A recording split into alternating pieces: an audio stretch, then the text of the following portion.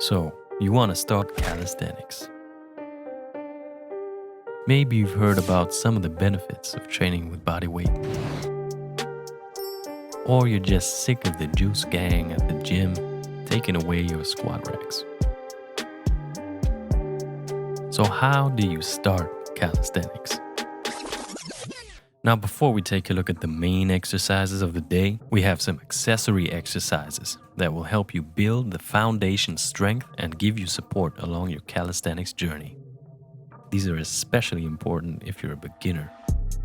Now, the first exercise is the support hold.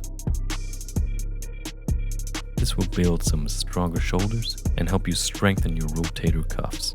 And it's essential for mastering exercises such as the dip, L-sit, and muscle up. Make sure your elbows are fully locked out with no bending and no hyperextension. Now, since this exercise will become quite easy quite fast, you're going to want to make it more difficult. The best way to do this is to switch over to using the rings. Once you master the regular support hold on the rings, you can try rotating your arms outwards, away from the body. This is called the RTO support hold. The next exercise is the plank or the side plank. This improves your posture, helps with back pain, and improves mind-muscle connection. Make sure you keep your body parallel throughout and keep the core tight.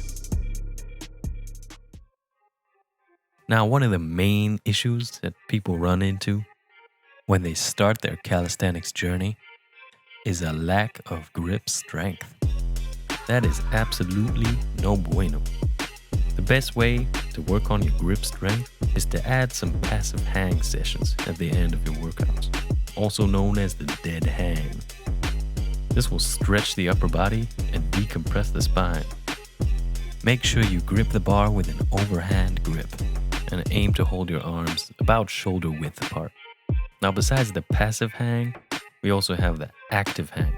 Here you actively recruit your shoulder and back muscles to lift the body upwards while keeping your arms straight.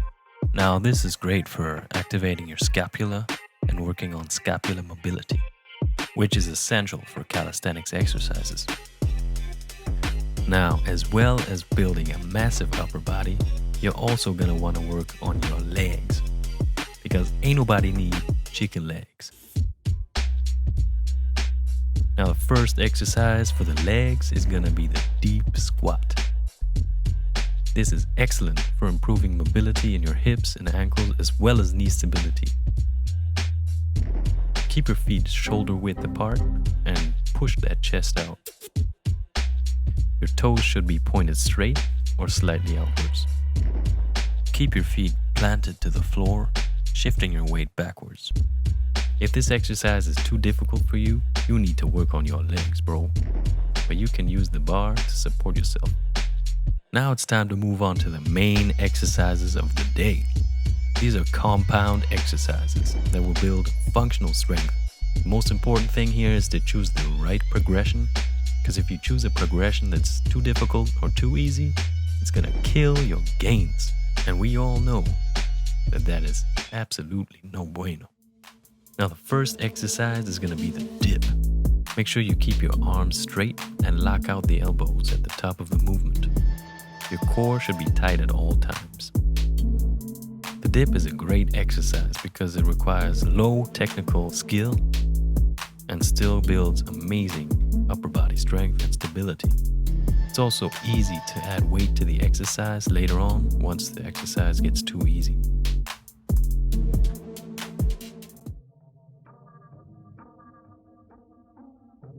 Now, the next exercise is going to be the push-up.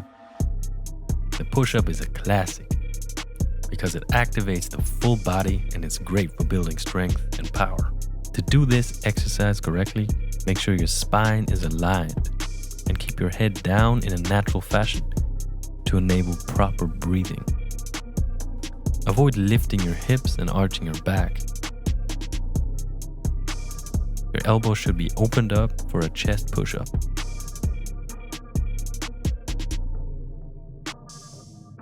Another variation is the diamond push-up.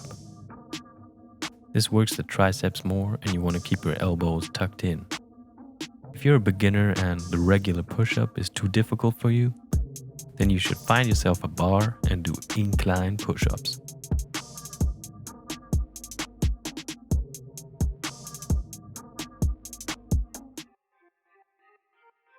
To make sure you're not just building titties and not building the back to support them titties, you're gonna want to do some pull-ups. Now, if there's one exercise that most people don't get right, it is the pull-up. You don't want to be swinging and using momentum. You want to control your ascent and descent.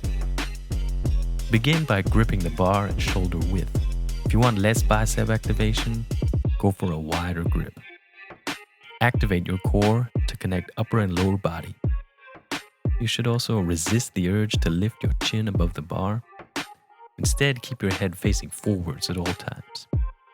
To make the pull-up easier, you can use a resistant band or you can do some pull-up eccentrics. Another great back exercise in the horizontal plane is the horizontal row. This exercise is great for beginners and advanced as it's easy to adjust difficulty by changing the angle of the bar. Personally, I prefer using rings for this exercise as it's easier on the wrist. The horizontal row is great for fixing imbalances and requires high body awareness and core stability, which makes it great for improving overall stability and coordination. Make sure your body is straight and your hands are shoulder width apart. Elbows should be tucked in and core, as always, should be engaged. You want to squeeze your shoulder blades together and downwards when pulling yourself up. If it's too difficult, you can bend your knees and this will make the exercise a lot easier. Now the next exercise is the handstand.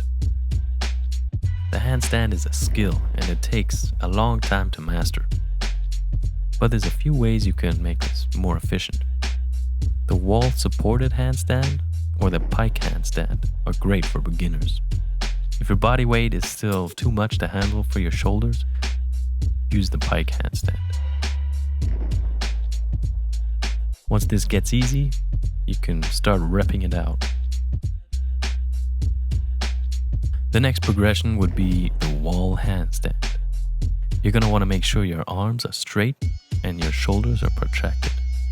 Now, in general, the most important thing when starting out with calisthenics is to swallow the ego. Even if you've been doing your isolation exercises for years at the gym, that does not mean the strength will carry over into calisthenics exercises. You also want to make sure your breathing is on point. If you're not breathing correctly, that will kill your strength.